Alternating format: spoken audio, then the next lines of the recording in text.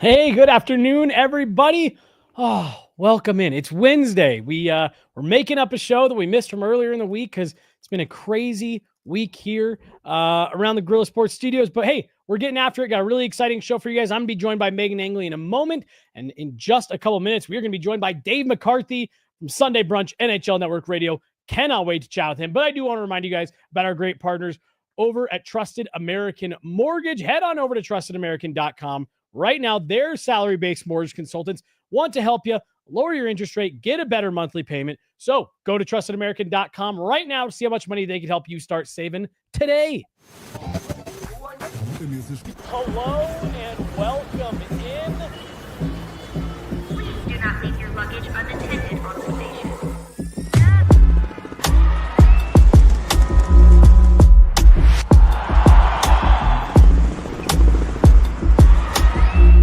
Welcome to the show. Hello, everybody. Welcome in Gorilla Sports Off Ice. I'm Jesse Montano. She's Meghan Angley.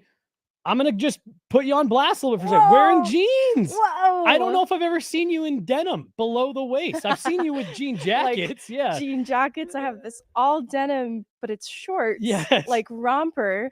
Yeah. So I love it. Love the look. Very season 2 Rachel. Season 2 Rachel. Good for you. Love that. Thank you. That's the nicest thing anyone has ever said to me. We got a fun show today. We are going to be joined by Dave McCarthy in just a moment. We're going to be talking about everything that's going on in Leafs land because, there's a lot going on there. Talk about Mitch Marner a bit, how that maybe fits into the conversation that you and I have had. We're going to touch on some of the rumblings of this summer is already gearing up, Meghan, to be a little bit crazy. There's some reports out there about Brock Nelson. We're going to touch on all that stuff. And then we are going to spend the back half of today's show getting into the Eagles a bit, Meghan, because very suddenly with that brutal Game 7 for the Denver Nuggets, suddenly Colorado's last hope at a championship is up north in Loveland. They got a game tonight against the Abbotsford Canucks. We will be there for that. So we're going to get into all of that. Meghan, before we get to Dave, just anything else here off the top for you? No, excited to start digging into some of all of this and still stick to Avs topics, but also see how some of these lessons learned from other teams' playoff exits can apply to the Avs. Yeah, there's a lot, and the Toronto Maple Leafs did officially retie the record for most consecutive Game 7 losses. The Avs broke that record a couple weeks before the Maple Leafs did. But without any further ado, let's get him in here. One of my favorite folks that I have met in the industry, good friend, Sunday Brunch NHL Network, Dave McCarthy. Dave, Jesse, how's it going, sir? I am doing well. Meghan, great to talk to you as well. I didn't know Jesse was a Friends aficionado. What I was going to say was, I guess, Meghan, that's one half of the Canadian tuxedo. So you're having a Canadian on, you're looking apart. Either that or like Gossip Girl Vanessa. But season 2 Rachel is a Gossip good cut. Girl. That's another good one too. High compliment. Yeah. Look, the character had her quirks, but she was a great fashionista. Dave, I guess just for you, how are things going up there in Toronto? Have you has your schedule settled at all here over the last week, or are you like us, where it kind of ramped up there in that week after? Well, it's lightened a bit, to put it that way. I was thinking where I would have been on Monday if the Leafs had won Game 7 on Sunday. Would have been right back down for practice at the practice facility, gearing up for Game 1, then into availability today, Game 2 Thursday. It would have been fun, but not the case. It has lightened up considerably. The Leafs had a locker clean-out day, which was a relatively morose affair on Tuesday. And I think safe to say, again, in keeping with another one of the themes that you guys have, a lot of us in Toronto are, using one of these. In this case, a glass of Prosecco to drown what could have been. You have to take my word for it. This is not Prosecco. I would never expect Prosecco in a sippy cup like that. Come on, I know you better than that. You already know that I absolutely love the drink of choice. I love the setup you got going too. See, I got my locator right there. Eh? Can you read that? It says Toronto on the tin. Hey, yes, I can. Nice. All right. Dave, like you said, what could have been, I feel partially responsible for what happened to the Leafs because I made a video when they went up 2-0 and I said, hey, they look like they have figured it out. This looks like a force. What happened after that? Well, I will absolve you of responsibility, Jesse. I've long stopped believing that anything that folks like us say has anything to do with what goes on the ice. So I will absolve you from responsibility. I don't need anyone in Toronto coming at you. No good. No good. Look, we all thought, holy cow, like something's happening here. And then in game 3, they go up 2-0 in the game. And we're all like, oh man, like what are we seeing? But I think a couple of things. Number one, the Panthers were not playing the way they were capable of. And once they started to figure that out, the tides in the series shifted back to the way they should have been. And then the Leafs just stopped getting production from their top players. I don't know what it is, but in games 5, 6, and 7, the core of their team, Matthews, Marner, Nylander, Tavares, throughout the history of their runs in the playoffs, always come up small. And when that's the case, you just cannot win. You can talk about the depth, and you need guys like McMahon and Domi and Lorentz and Lawton and chip in, and of course you do. And they did. Pacioretty, throughout the playoffs, they chipped in and it helped. But ultimately, I don't have to tell you guys who are familiar with what championship hockey looks like on a regular basis. If McKinnon and, back in the day, Rantanen and Landeskog and Makar were not going, you're just not going to get to where you need to be. Yeah, you can get away with the depth stuff for a game or two, but your stars have to be your stars when it matters the most. How are you reconciling this exit for the Leafs? On one hand, they won the division and they took the reigning champs to a game 7 under some new leadership, a retooled back end. Are there some positives to take away from this that will get lost in the storyline? Yeah, there are, Meghan, I think, positives, because this year was about change. It was about changing the way they played to a style that Craig Berube believes, and I have long believed, is much more conducive to playoff hockey. Like the Leafs went through an era, a period of time where it was all about possession and metrics and all of that. And like, it sounds all well and good, but when it comes to possession, hockey is not soccer. Okay. If you were the best possession team in the league, you have the puck like 58 to 60% of the time. Okay. Yeah. That means if you don't know what the hell you're doing when you don't have it the other 40% of the time, you're in big trouble. In soccer, the best teams have the ball 90% of the time. And then, you literally keep your opponent from touching the ball the majority of the game. So I never believed that would work. And especially in the playoffs, when every inch of ice is contested, every puck battle is contested, it's amazing how quickly what you thought you were disappears. On a Monday night in January, you know what? There's probably a lot more room out there than you think. In game 7 in May, it's just not there. So they changed that. They were much better in that regard throughout the regular season. Their scoring went down, but they played a much more sustainable style. And we saw it at times against Ottawa, and they looked like they controlled that series by and large. And we saw it at times in the Florida series, early in the series. They would dump the puck in. They would go in after it. They would be aggressive. And then for whatever reason, when all of the marbles were pushed to the middle of the table, in my mind, and Morgan Riley pushed back at my suggestion, but I mean, when you look at how they played, they kind of reverted back to how they had played in the past, which was East-West hockey, trying to make an extra play. Guys, it was all they could do in game 7 to get the puck to the red line. To the red line, and then not even get it in deep, but like a lazy flip knocked down at the Panther line, and it's right back down their throat. So that was the most frustrating part, Meghan, to answer your question, is that it looked like for long periods of time it was different. And then they had built towards something that was going to yield more success. But when it mattered most, they seemed to abandon it. And now, just because of where they are contractually with a number of their key guys, there will be change, and they will look different from a personnel standpoint next year. Yeah, the what made me feel the confidence in them through game 2 of that second round is exactly what you're saying. Like, I watched that Ottawa series and I said, yeah, this looks different. Even when Ottawa put that push on, they win 2 games.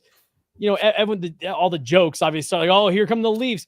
They didn't crumble. They looked poised. Like you said, they looked in control of the series, and they got through to the next round, and it felt like that was just continuing. And I completely agree with you. From afar, they looked different. That was what made, it wasn't just like this year's different. Like, no, they actually looked different on the ice to me. Yeah. Can you speak to the influence of Berube on the team a little bit more? What kind of a difference does a coach like him bring? Well, a lot, because he was basically working to overhaul the type of hockey that they played. And that's difficult when you've got a group of guys that are in their 8th year that have been used to playing a certain way, at least for the 5 years that Sheldon Keefe and Kyle Dubas were here, where they instilled, as we talked about, a more puck possession-based style, a style more predicated on skill, really a reluctance for any kind of physicality. That's difficult to break those habits. And it was a long process throughout the regular season where you could see his influence starting to take hold. And then down the stretch where they went on a real good run to solidify first place in the Atlantic Division, that's when we really started to see the team that he had been talking about all year, about how they had to play in order to have success. It was funny. They did the coach availability in their team video room at the practice facility yesterday. And on the wall, the slogans for the team were emblazoned. And one of the slogans was "No grit, no grind, no greatness." The other one was "North hard." In other words, like Florida Panther hockey. None of this peeling back at the red line and looking for the extra play. Get to the line, dump it in, go in after it, bang away, roll around, generate off the forecheck. It's not as sexy as wheeling up and down the ice coming off the rush, but you can't do that in the playoffs very often. You have to rely on being able to establish a forecheck. And that was his greatest influence. And he was left really quite perplexed after game 5, where it was 2-2. They're on home ice. They lay a complete egg. They go on the road. They play like the perfect game. Like that was a Craig Berube fever dream in game 6. That was exactly what they were talking about. And then, you and I was shocked, honestly, that they were able to pull that off. I thought they were dead in the water after game 5. You come home, game 7, you're feeling good about yourself, and it's the same story. And even within game, guys, it was so frustrating to watch if you're a Leaf fan, because they came out, they got utterly caved in the first 10 minutes. Utterly caved in. It's crazy. They survive it. They get away with it. And then in the second period, it was like they said, "You thought that was bad? Hold my Prosecco."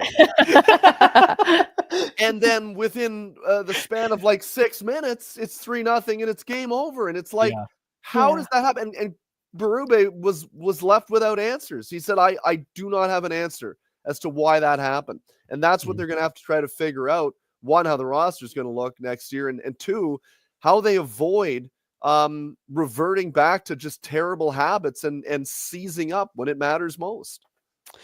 I thought Joseph Woll played well. In your opinion, Dave, does Anthony Stolarz change any of this if he doesn't go out, or do these problems persist either way? Persist either way. Joe Woll was fine. Anthony Stolarz was very good. Their issue wasn't goaltending. Their issue was that they couldn't get the puck the heck out of their own end. Yeah. And that's not the goalie's fault. That's just that you're getting caved in by the other team's forecheck. So no, they didn't lose because of goaltending at all. Joe Woll was very good. They should feel that is one area of their team that they should feel very good about is their goaltending. Whether it be Stolarz, whether it be Woll, they were always left in a position, regardless of who was in the net, to be in a position to win the game by and large if they played properly in front of the goalies. Before we get to the greater conversation around the Leafs core and what's next for them, I did want to go back to that retooled back end. Now it's made a compilation of a Brandon Carlo, a Tanev, and Oliver Ekman-Larsson.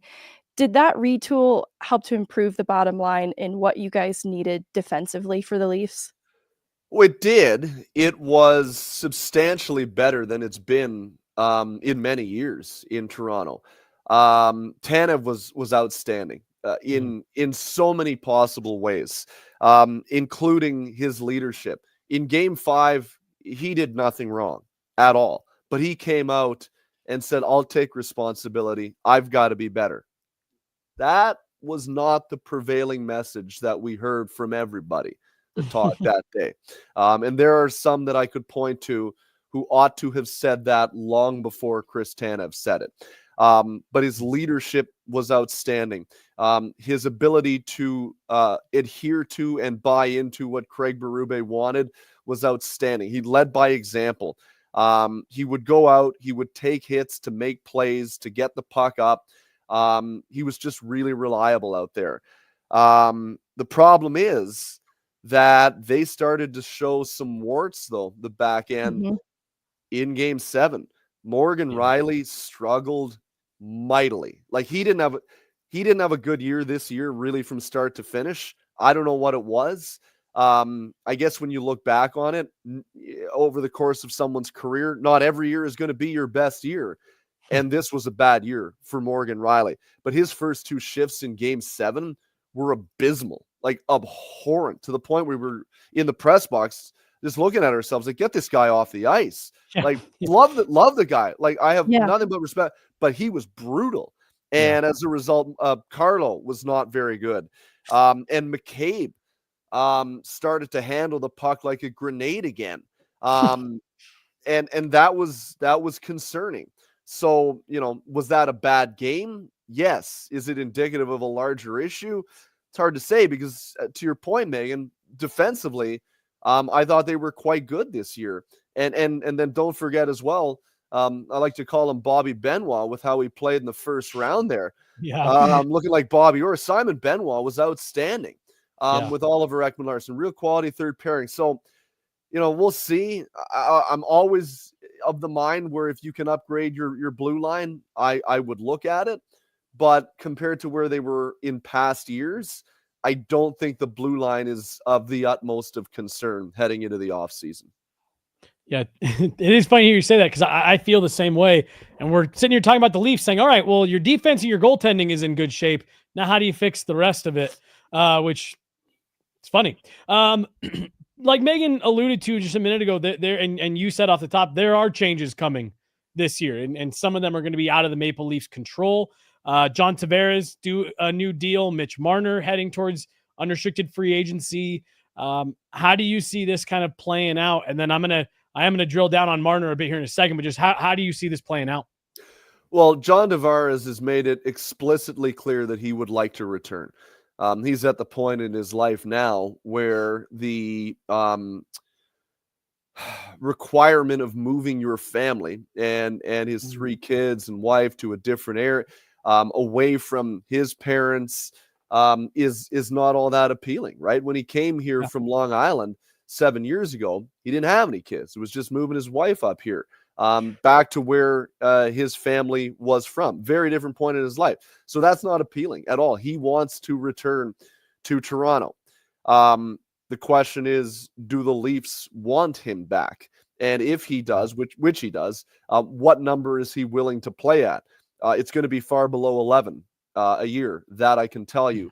But we saw how Steven Stamkos, that situation played out with Tampa Bay last year, where I think there was an appetite to bring him back, but at the team's number, not his. And ultimately, he felt disrespected to an extent and decided to move on in a similar position where John's at in his career, having to move his family and all of that.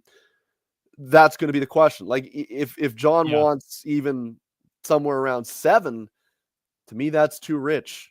To me, that's too rich. Yeah, I think that was because that was the number where my head went for Tavares was 7. Because the issue, Jesse, I think is that if he comes back, I think the goal should be to shift him down the lineup and work as your third line center and try to find a guy who's better than him to play up the lineup. And then if you have Matthews, Guy X, who's better than Tavares at this point in his career, and then Tavares on the third line, now you're cooking. But you can't pay Tavares 7. Like, you need to look at 4. And I don't like, right, if you want to put him in that role, which I think it would suit him better to be in that, because again, his production dried up at the most crucial point in the year, games 5, 6, and 7. And so he ain't getting younger. And so if you bring him back at 7, you expect him to continue playing the role he has. Why would we expect anything to get any better? You're right. I think that's foolish. So does he want to play at that number? That'll be up for him to decide. And if the Leafs even want to bring John back, and then when it comes part of the mix, right, and then when it comes to Marner, he was asked specifically, "Do you want to return?" And what he said was, "I have loved." Notice the tense that I am speaking in. My time in Toronto, I have loved everything about. So, do you want to come back? Well, it's just 2 days after we finished. I'm going to sit down with the word yes never came out of his mouth. Yep. I picked up on the past tense when he was talking. I picked up on the past tense that you're talking about as well. I've loved my time playing for this team. You know, it all sounded very behind him. Mm-hmm. What do you make? There's a lot of kind of conflicting reports that there was an extension in the works for Marner in season that he declined and ultimately exercised his no move clause with a Rantanen trade. Do you have any more insight on some of these reports with where Marner's head is at? Yeah, my understanding is that they wanted to sign him earlier on in the year, and he wanted to wait till after the season was done. And yes, he did decline, as is his right, a trade to Carolina for Mikko Rantanen. And that's going to be the tough part, right? If he ultimately decides to walk out the door, and again, that is his right. That's not going to sit well in the minds of Leaf fans. Like, there's still a good portion of this fan base that have not forgiven Mats Sundin for refusing to waive his no move clause so many years ago. And that was at a different point in his career. Like, he was more at the point that John Tavares is at in his career right now than Mitch Marner is at this point in his career. And so to decline that, ultimately come up small again, prevent the Leafs from getting, again, I don't have to tell you guys how loose the Moose gets at this time of year. You know, like all-time playoff performer in the last 20 years. That's something the Leafs could have used. And then walk out the door for nothing. That's it's going to be a lot for people to get over, and it will sully his legacy in a way that's unfortunate for a local guy who was a big part of why this team went from a laughing stock to a really consistent, effective team, albeit unable to push through to where they ultimately wanted to get over the last 9 years. It'll be unfortunate to have that be the case, but I'm telling you that will be the case here moving forward if he ultimately decides to leave. Yeah. What about perhaps the influence of pressure from media and fans with Marner's decision to possibly move on? It sounds like there were some incidents with Marner away from the rink that might have been inappropriate and kind of hard to fathom with what we know to be true of the fan base in Colorado. Yeah. Look, there's two sides of this question here. When it comes to the incidents off the ice, there's no place for that.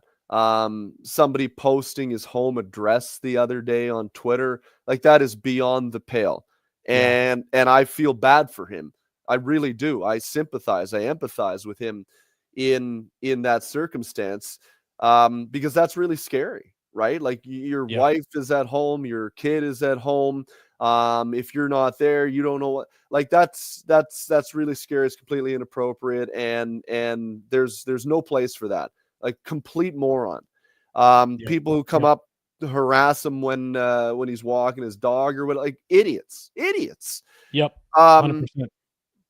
But the point being here is that the reason why he has garnered such unusual vitriol really from fans, because oftentimes like that is rare to hear. That happens maybe more in a city like Toronto because again of the years of built up frustration, and then the way in which Mitch at times has conducted himself from a contractual standpoint, which people view as a reason why the team's hands were tied in terms of the ability to build out their team more. So, last contract, it's all this posturing in the media about, we'll go play in Switzerland if you want, like all this.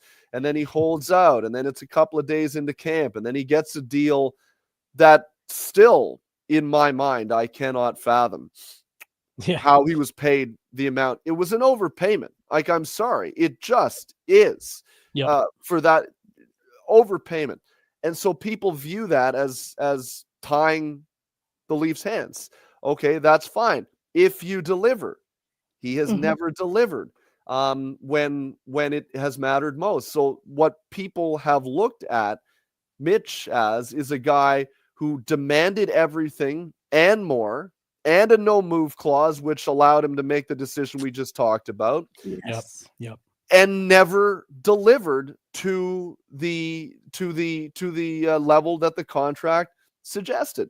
And then what happens is that you get a certain segment of the fan base that are idiots who decide to take it too far. So is he tired of that? Yeah, he probably is. But if he had produced and he had delivered and he had not taken them to the woodshed like he did in that last contract, then the vitriol wouldn't be nearly as high. Right?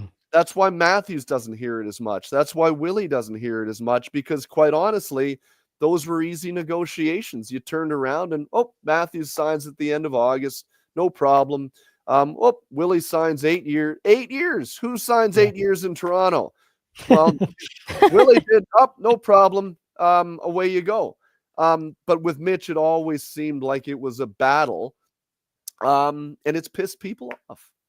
Dave, what's so funny, and we're with Dave McCarthy, NHL Network Radio on Sirius XM Sunday brunch.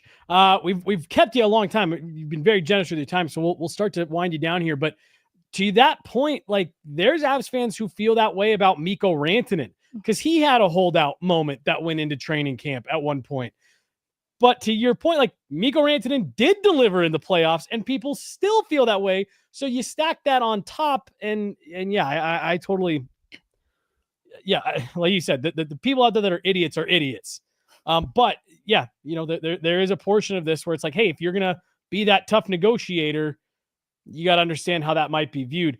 Last one for me, David, and then I'll turn it over to Meghan. I'm sure we probably got a couple more for you, but I thought Brad Marchand's comments after Game 7 were super interesting about the crowd and about the pressure that is put on this team. I guess just can you speak to that at all? Because I've been around the NHL for a long time. I've been lucky enough to be to Toronto for several games and All-Star game and stuff like that, and it is just different there. It is. I love Bradley Marchand so much. He's like great. he is truly the best. And he's in an uncanny position to assess the Maple Leafs because I wrote in my piece the other day on NHL.com, he is like the Grim Reaper that appears oftentimes at this time of the year to vanquish the hopes of Maple Leafs fans. He's Yeah. beat them 5 times in game 5. 7. It's It's crazy. outrageous. So the fact that he felt that he was in a position to say that shows you how confident he is when it comes to his ability to own the Maple Leafs. Yeah.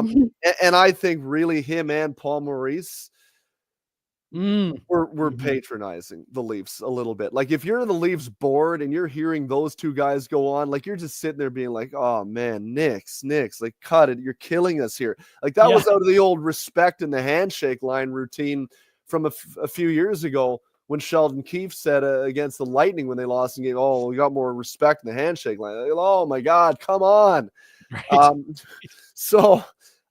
Look, Paul Maurice said it was close. It was closer than you think. I really don't think he thinks that because it wasn't, and he knows it. It looked like a AAA team against a house league team in game 7. But look, is there pressure here in Toronto? Sure there is. But are you telling me that it's worse than what the New York Yankees or the Boston Red Sox deal with? Or are you telling me if the New York Rangers put out a performance like the Leafs did on home ice in games 5 and 7, that they wouldn't be hearing boos, and that, columnists like Larry Brooks, who are known to be very understanding, kind, generous, aren't going to be tearing them to shreds of paper? Like, come on, right? It should be just as bad. It's not really that bad here. It isn't. There were not many questions that were that pointed at locker cleanout day.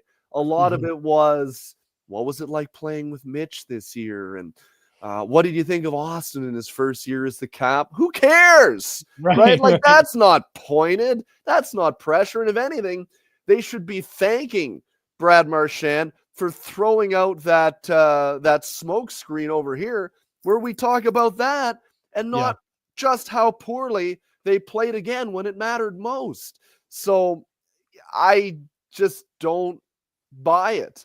And what I thought was really interesting was what Max Pacioretty said yesterday, a guy who's been through it, captain of Montreal, older guy now, and said, I felt the pressure early in my career, and he said I didn't necessarily like it as much, but he said I love it now because it means that it's coming from a place where people care what you do.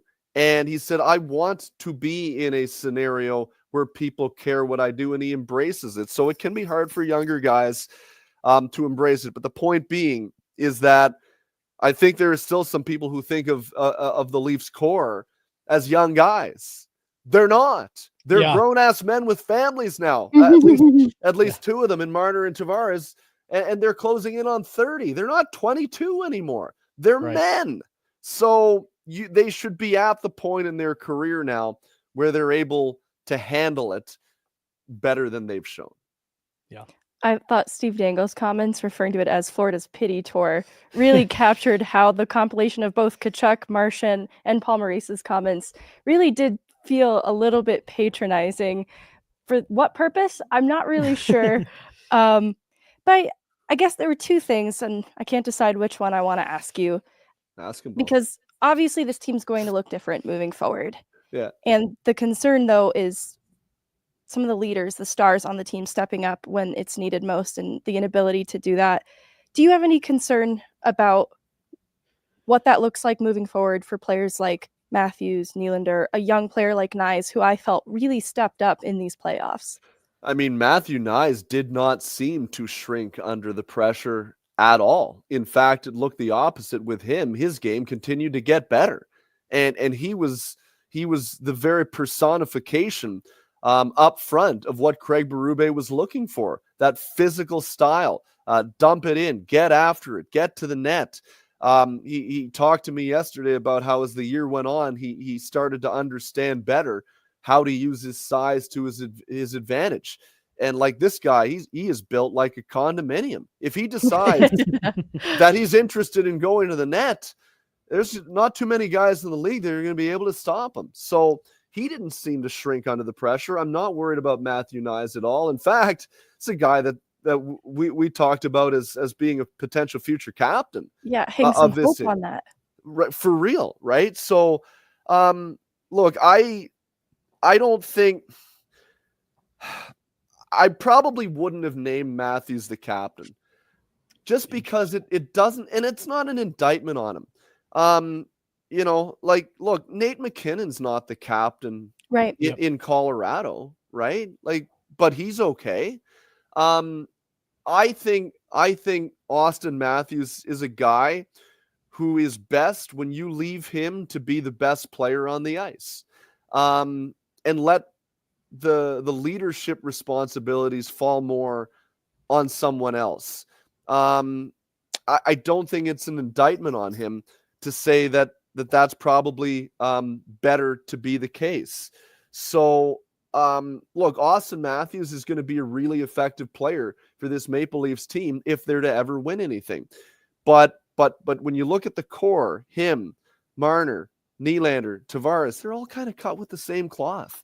Like they really don't seem to get all that worked up about all that much.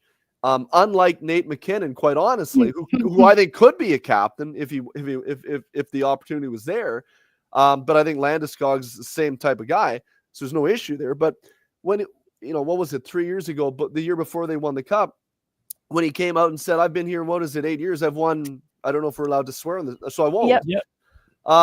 But you guys remember the quote? And then I think it was last year where he's like, "Yeah, I feel like I just wasted 9 months of my life." Yep. Like that's a guy who's hell bent on winning. And Matthews' response after Game 7, when asked what went wrong, was, "I don't know." Like it just doesn't resonate the same way, which is why I think they should. I'm not saying strip, because that's a whole. We don't have time to get into that. But I just wouldn't have gone down that road in the first place, because I don't think it's in his best interest to be burdened by those responsibilities. Nathan McKinnon stormed out of an interview the other day at World Championships because they lost the game. You must be finished. That was a hilarious transcript, but I can only imagine the live thing was. Yeah. He said, "You must be finished." Yeah, because they had lost to Finland, and he asked the reporter on the way out. He told the reporter, "You must be finished" or something, and then stormed out. Wow, I love it. See, that's the difference. He runs over there. Sidney Crosby, who needs the World Championships like a hole in the head, runs over there, and he's back checking like his life depends on it. Yeah, I don't know. Those are specimens.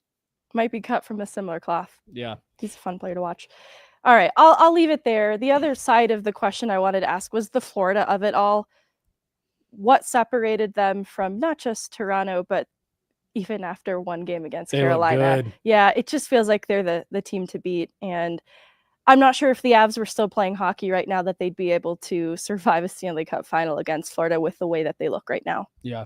Dave, you've been awesome, man. Thank you so much for parking a good amount of time here. And hey, let's have you back on this summer as we get into free agency and see where all this stuff shakes out.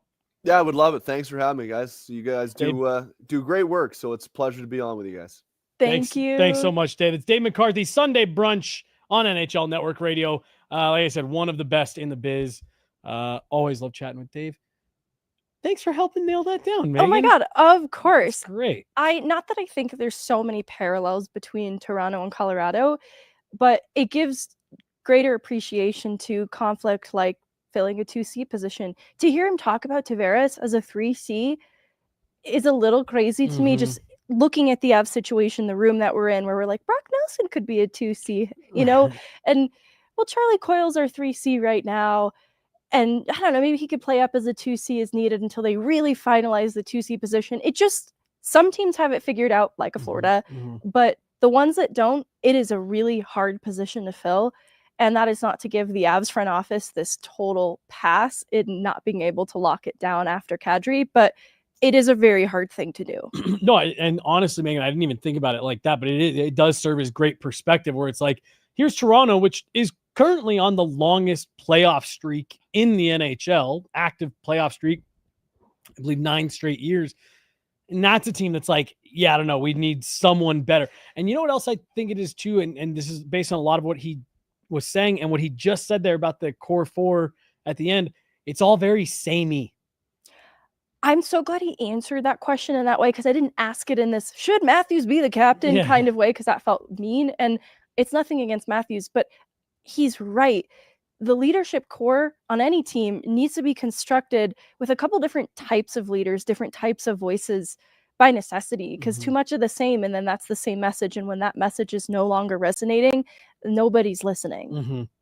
And you know, it's since changed, and you give Connor McDavid a lot of credit. You know, they've turned that team into a team that can just score more goals than everyone else to perennial cup contention. But I, for a long time, remember thinking that I don't know if McDavid should be the captain there. There's already so much that's asked of him on the ice, so much that's asked of him in terms of carrying the team. Is it also fair to ask him to go out and have to take responsibility for everything when he, you know, for many years, Connor McDavid was like, all right, well, you lost 7-5 and Connor McDavid had 4 goals and an assist, but he's the captain, so he's going to go take responsibility for it. And again, that has since changed, but you know, yeah, I definitely hear where Dave's coming from. Like, is that a responsibility that you need to be putting on Matthews? Yeah. Can it be represented in a different player too? Because I do think you need a guy who has a little bit of bite. So to hear him talk about Tanev's impact, it doesn't surprise me after just what we learned out of the Dallas series. In the absence of Tanev and the difference that he made, it was really clear to me. Look, Dallas still beat Colorado, but Tanev's absence from that series was certainly felt almost single-handedly. And to hear the type of leader he is and the type of care that he has, the accountability that he has, it kind of reminds me too of Pacioretty's comments that Dave brought up in the show about how it's important to have reasons to care, and sometimes that really sticks a little bit later in the career. And I do wonder, we talked about this with Brock Nelson, 1 foot in, 1 foot out the door. I don't doubt his compete, but I just wonder if that homegrown care that we talked about, we use the word brotherhood. I think that kind of thing matters, and it needs to come from some place. And that's sort of the key ingredient that I think was missing from Brock Nelson in Colorado, that I think even Brock Nelson in New York with the Islanders was different than the Brock Nelson the Avs got. Yeah. Just real quickly to your point about Tanev, like Nathan McKinnon, for my money, was the runaway best player in this series against the Avs and Stars. He'd be on top of the pyramid. And well, not even that. But I was just saying that you couldn't say that last year because Tanev contained him. Shut Nathan McKinnon down. Right. So how much Nate was able to impact the series this year versus last year that's Tanev right there. Right. It was a lot more by committee, the way in which Dallas shut down Makar, McKinnon. And they did a good job of it even 100%. still, but it was more fallible, and there were more ways around it for Colorado than before. It just felt like there wasn't a clear path through Tanev last series. Yeah. That wasn't meant to be a pyramid call out. He was so mad that we put Logan O'Connor. I was not mad. I was laughing because I was like, yeah, this is a pyramid Megan's in charge of. Meghan, I did want to mention this before, because I do want to shift a little bit towards talk a little bit about Marner and a little bit of the other stuff before we transition to putting a bow on everything with some Eagles stuff. I don't know if you listened to 32 Thoughts this week, but Elliot Friedman, I almost said Evgeny Friedman. Elliot Friedman. Alternate ego. Did say that as part of a potential deal that would have brought Mikko Rantanen to Toronto, that there was a team that was asking for Nyes, and that the Maple Leafs apparently said, no, we're just not prepared to go there. Well, given what Dave just said about Mitch Marner turned down the trade to go to Carolina, that tells me that the team that was probably asking for Nyes was likely the Colorado Avalanche. So I don't know how to read that, because Evan Roal said it was Carolina and Dave said it was Carolina. So I just don't know, like, would this have been a about piece? Nyes? Yeah, would this have been a piece Carolina was interested in? Wait, did Dave just say that? Did I miss that? Well, he didn't say Nyes specifically then, but he did talk about Marner blocking the trade to Carolina specifically. So I don't know why, but to me that felt after the Colorado part. And I think Evans kind of corroborated that. I don't have that hard confirmed. I would have loved for Colorado to be interested in Nyes. I want to make that very clear. That is a player that would fit in Colorado so well. Yeah. I almost don't want to entertain that it was Colorado interested in Knies and this didn't come to fruition, because it would upset me because he would fit in so well here. And so I don't even want to entertain it like, oh, that could have happened or almost happened, because he is the exact type of player that just would have complemented the top six. It's not to say that it's totally absent. I think that players like Nichushkin and Lehkonen can bring about a style of play like what Knies brought to the Leafs in this playoff run, but in such a young player with the skill upside that he has, and then the size, just the power that he plays with.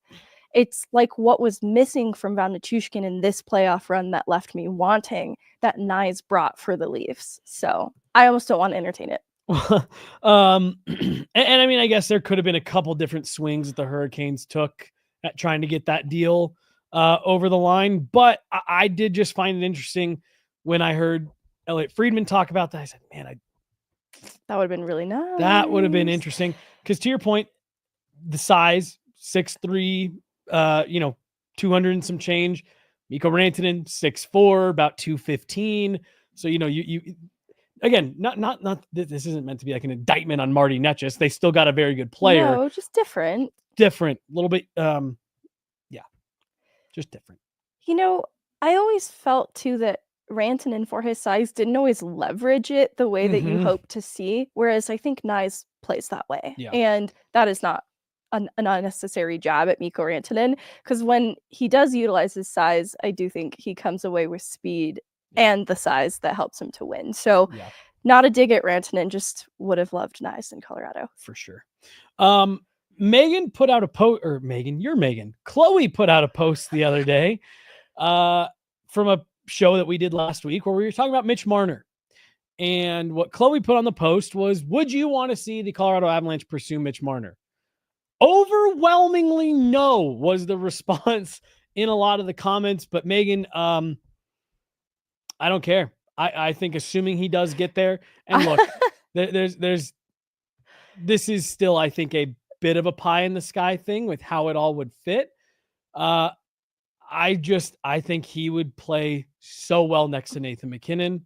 I still think if you got a chance to take a swing on Mitch Marner, you should, if you're the Avs. I'm sure you can tell by how I've answered this each time that I'm not sure on Marner. For sure. Yeah. And I love that you love Marner, because I'm not anti-Mitch Marner. I do agree that Nathan MacKinnon seems to adore him and love playing with him, and Four Nations was a huge teaser. Couldn't say enough good things about him. That potential. I don't know if I'm going to articulate this well, but in talking about what Knies would have brought to the top six instead of a player like Netchus, I worry that what Marner would bring to the top six is a higher skill ceiling than what Netchus brought, which isn't to take away from what Netchus can bring, but still lacking in this. It's not intangible too. It's something you can definitely describe, but it's like grit, sandpaper, relentless compete. And I feel bad saying that about a player like Marner, who I do think is a highly competitive, highly skilled player. I just feel like he wouldn't bring enough of what I'm trying to describe there. And it would be a little too samey then. I don't know that it'd be so different from what we saw out of Netchus. And the concern a little bit is rising to the occasion in big moments, because we just watched as some of Colorado's own stars struggle to do that where they previously haven't. And in seeing players that they brought in newly, like Brock Nelson and Netchus, also struggle with that. A Charlie Coyle, who has so much playoff experience, that's not something I'm willing to take a gamble on right now. I almost defer to like the Pacioretty comments of a little bit of experience with guys who know how to embody that. It's very much like the qualities that Kachuk have and Gabriel Landeskog have. That type of player is what the top six needs. And I just don't know that Marner is that type of player. He's still a good player that would help their top six. I just think that's represented a little bit already in how it's constructed. And you would need to reevaluate then how the top six is constructed, and still bring in that type of player that I'm having a hard time describing. Well, so my first thing with Marner is he really is a player. Let me tell you why I think he's different than Marty Netchus relative to what you were just explaining. Marty Netchus came from an organization and a system that emphasized everything that you were just talking about. Good habits, working hard, below the goal line, winning battles, all that. And I think it's why he didn't fit there. That's just not the type of player he is. I think a lot of people out there think that Mitch Marner is going to be better away from Toronto. He's in that core. And like what Dave was just talking about, they all just reverted back to the old habits, old tendencies when they got put up against it. I think whether it's in Colorado or wherever, I think Mitch Marner is going to stand to benefit from being somewhere new. I think he's going to be the ultimate change of scenery type guy. I also think is a right-handed shot. He's a 100-point player, highly skilled. Where I agree with you is that if you're doing this, this is that aggressive path that we've talked about for the Avs. I do think that means a retooling of what you're seeing in the top six. I would actually argue that, and now again, I'd almost think you'd need to swap him and him for Marty Netchus out. But like, I actually think the top six has a lot of what you were just talking about. Like that second line for this last playoff run was Gabe Landeskog, Brock Nelson, Val Nichushkin. I think Nate embodies a lot of what you're talking about. I mean, Nate's like the ultimate kind of, he does everything, but you've got Nate and you've got Lecky. So for me, it's, can you get the Mikko Rantanen thing back? The super high skill offensive force to fit into that top six. And that's what I think Mitch Marner is. I think Marty Netchus could be that as well. If you want to just run it back and, play it safe. I think Marty Netchus with a full year next to Nathan McKinnon. Sure. I think he could be in that realm. I just think Mitch Marner is an elite, skilled, talented player. And if you can get him in free agency, doesn't cost you anything but money. I think that's something you need to take a look at when you've got players like Nathan McKinnon, Cale Makar right now ready to win. And especially when you saw that Nathan McKinnon playing next to Mitch Marner, they've got some nice chemistry there. He's a player that Nate likes to play with. And I just think that he'll benefit from being away from Toronto. That all said, I totally get where everyone's coming from. Well, and I think the trouble I'm having is, okay, I do kind of agree. I was inching towards, you probably have to move on from Netchus as part of the top six pitcher if you're envisioning Marner there. This also still feels it comes at the expense of the 2C position. And that feels like a necessary engine for the top six that has not been resolved. And so I worry that it's like a puzzle in my Nancy Drew computer games that I play a lot. Present tense. Yeah, over COVID, I revisited them. They're so much fun. Love it. And it just still feels like this actually, it's like you're one move away from solving the puzzle, but there's a piece blocking it. And I just feel like Marner would be the piece blocking it because it blocks the 2C position from being filled in my eyes. And that's where there's still a huge concern that needs to be resolved. But it's not anti-Marner. I do agree that he'll probably find more success outside of Toronto. Yeah. Change of scenery, I think, certainly is needed for this player.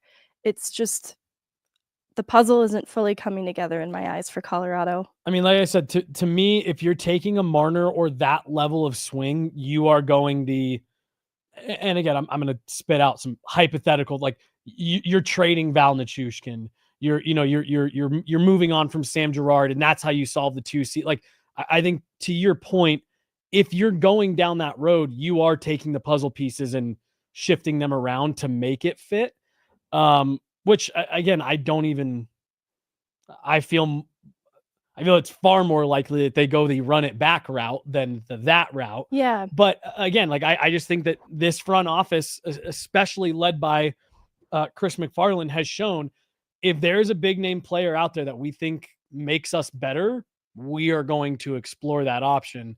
And I just look at it and say, I know Nathan McKinnon really likes this player. So I just sit there and say, do I think that if you built it right, Mitch Marner could be really good for this team? Yeah, for sure. But I completely agree with what you're saying. There's pieces blocking that you'd have to retool to make that all work. Yeah. No, that makes a lot of sense. So that's he's a 100-point player. He's a 100-point player. So when people say, why would you want him? He's a 100-point player. I'm not sitting here like you're the most ridiculous person ever for suggesting this. If there were fewer rules, like with the cap, and just unlimited money. Mhm. Absolutely. Yeah. He'd make a lot of sense. Yep. And I love the Gabriel Landeskog being in this equation call out too, because that is a huge piece in their top six. We didn't get a full regular season of runway to talk about and evaluate. That will make a huge difference for them. And honestly, they have a lot of work to do with their third line too. I think this team will look different in more ways than, like, I think they're going to run it back in a lot of ways, but I also think it's going to look different than we expect. Yeah. Last note before we run through what we're going to go up to Loveland and watch tonight. Bowen Byram. Elliot Friedman reports that the Buffalo Sabres are officially gauging interest. This isn't them, being willing to talk if other teams bring up Bowen Byram. No, it does sound, Elliot Friedman is reporting that the Buffalo Sabres are now officially reaching out to teams saying, what would you pay? What is the interest on a player like Bowen Byram? So for how much grief the Avs have gotten for it not working out with Casey Middlestat, neither ends of this trade seem to be working out for where the players originally landed.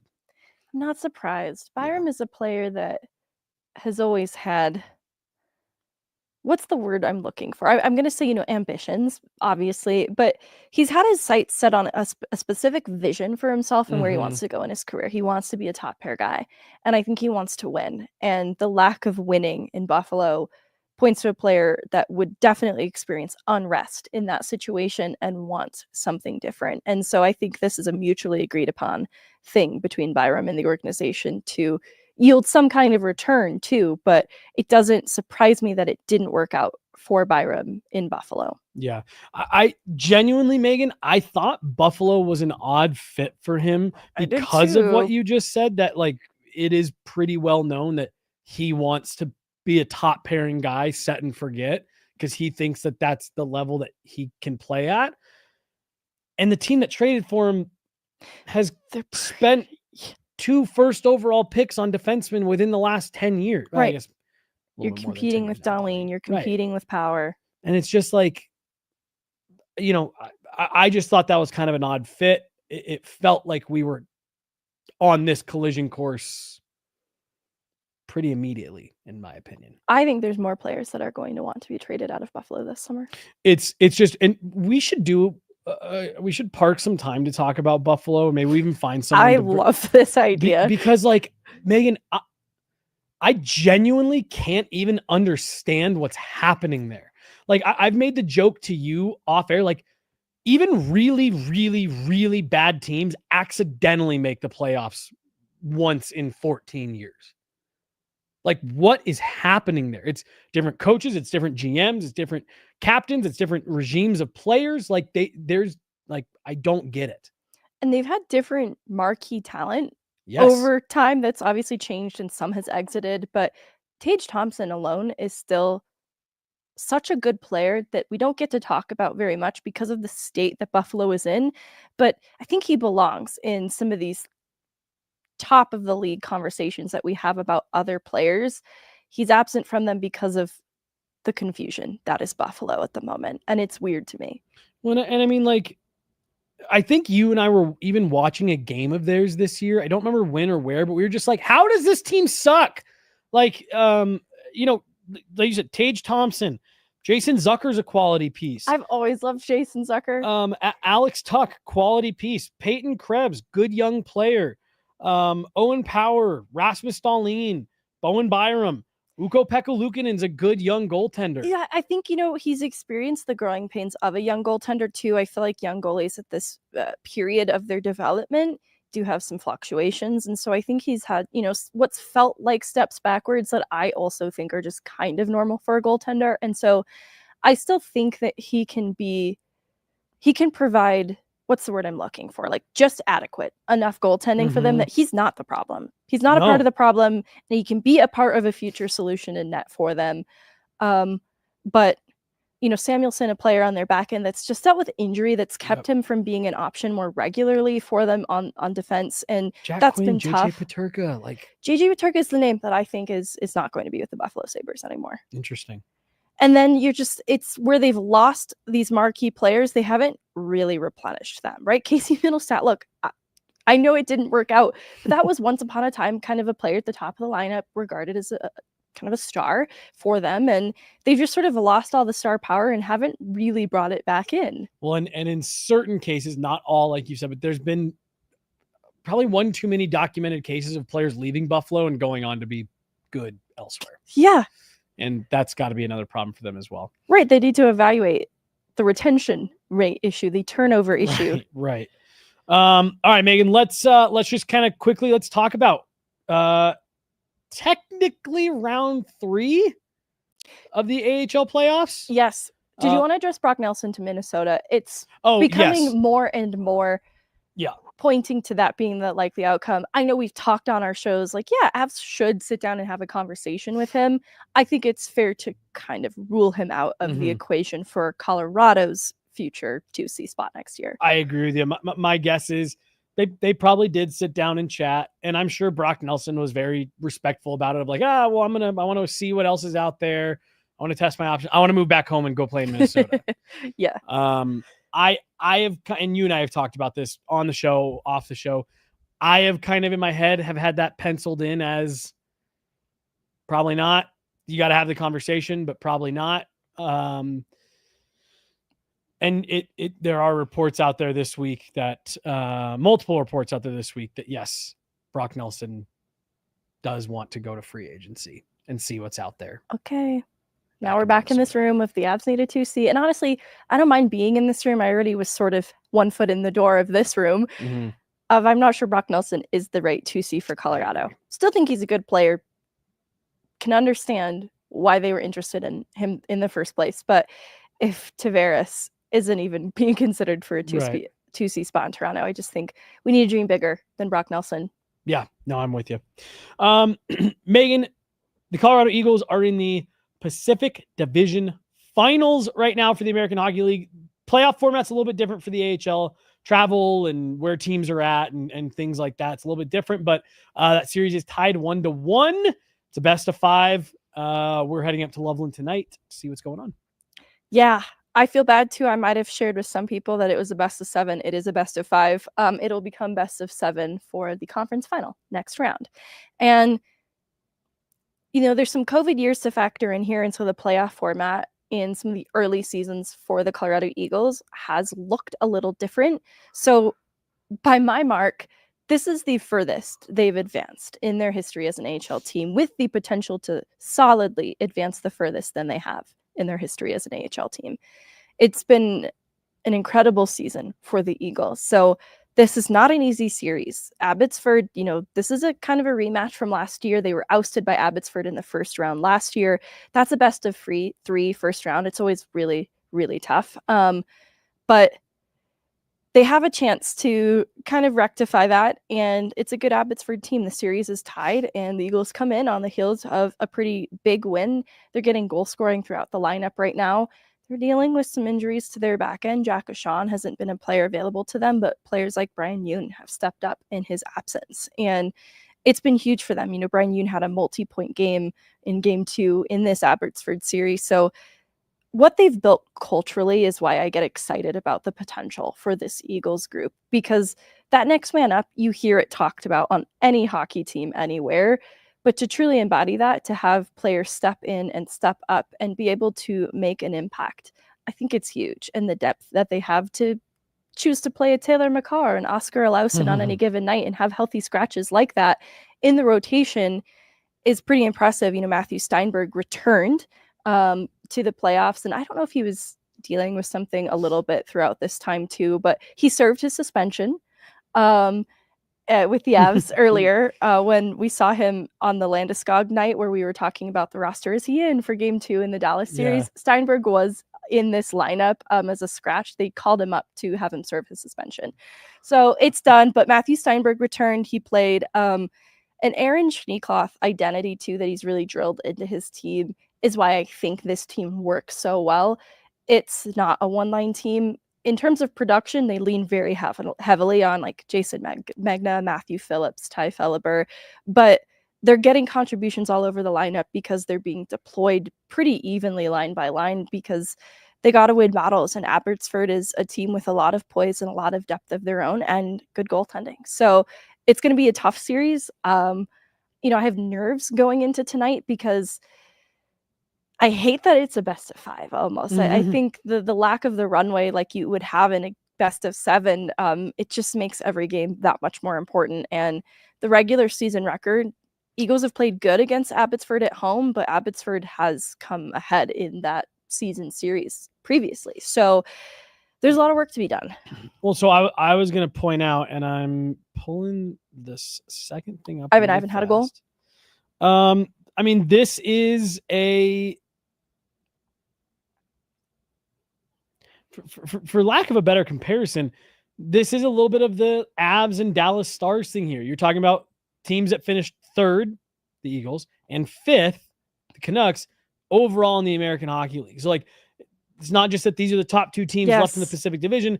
These are 2 of the top teams in the American Hockey League all year long. And so, I just wanted to call that out to the point that you made earlier of like, yeah, the Eagles are a top team in the league, but this is a dogfight of a series that they're in right here. They finished ahead of the Canucks by 2 points to win the Pacific Division and end up 3rd in the American Hockey League. Get home ice, which is what we're going to see play out here for anywhere from 2 to 3 more games this week. But yeah, this is a similar to what we saw from the Avs, where it's like, yeah, these are 2 of the top teams going at it a couple rounds before the finals. And I love that the Eagles have the home ice advantage bringing the series back home because they do play very well at home. I'm glad they stole one on the road because Abbotsford had the 2nd best home record in the league behind the Eagles. So to steal one on the road was huge. And Trent Miner is the other piece in all of this. Round by round now through this point has been excellent for the Eagles in net. And he is one of the best save percentages of all of the goalies in the Calder Cup playoffs at the moment with a .935. So he has kept them in games, has settled down games when they start to get a little bit out of hand, and he's a huge piece for why they've had success this postseason. Well, and you're now also at the point, like, this is the 3rd series that Abbotsford has had to play. The Eagles got that bye. Like, in theory, this is where you should be able to start leaning on a little bit of that rest. You're not quite as banged up as you get a little bit deeper here into this series that, yeah, finish every check.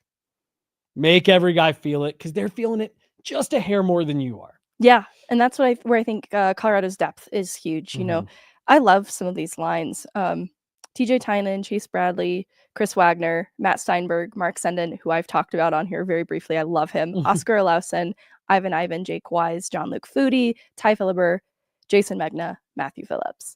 I don't know. I kind of like all of those lines. No, I really do. They've got a guy who's going to battle and come up with pucks on each of those lines. They've got some responsible centers down the middle for each of those. They've got some skill players like in Ivan and Foodie and Tynan. And so it's just really well balanced. Yeah. Megan, any final thoughts for today?